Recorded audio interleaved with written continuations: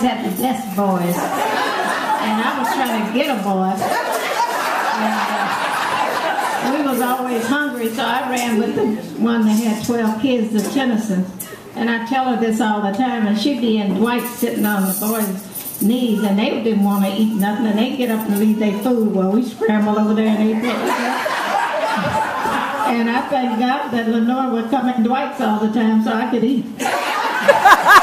And she was a cheerleader, so I never had money to get in the game, but my uncle worked in the school, and he would open the fence. You know how they cut the little thing in the fence. And when it come cheerleading time, they would be cheerleading, and we'd be running for our lives, so we skipped the game.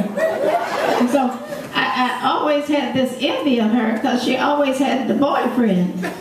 And I was so glad when she knew Jack so that I could get Curtis. That's how I came to know her.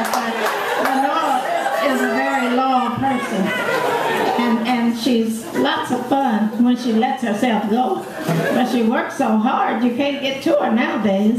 You know, she has to have a schedule so you can get in her schedule.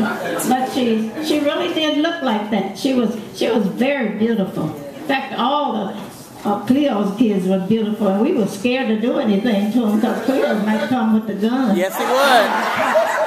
Yes, he would. He didn't want nobody bothering them girls, and what made me so sad was they had this poem in school, The Beautiful Rodora, and my brother wrote a poem, and he come home every day with The Beautiful Lenore. And she just don't like me, and so I didn't like Lenore for a long time because she didn't like my brother.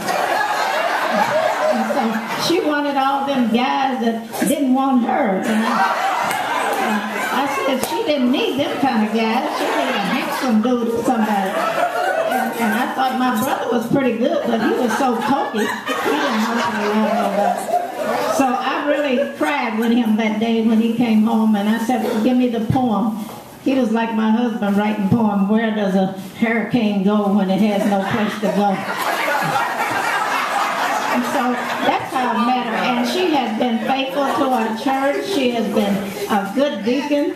I mean, she wants you to do something, she'll do something. And if you keep telling her no, she won't have you do nothing again. So I started saying yes.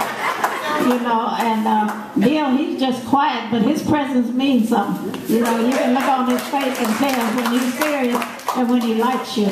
But Lenore, she'll push you. I mean, she'll say, well, you didn't want to do it. Well, no, I didn't want to do it, and I don't want to do it no more if you're going to talk to me like that. She's mellowed out in her old age.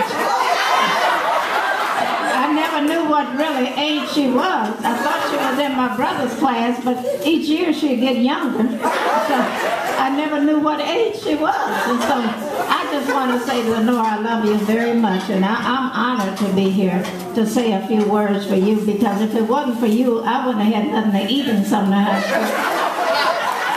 And if it wasn't for you, I wouldn't have nobody to look up to so that I could wear the kind of clothes you wore.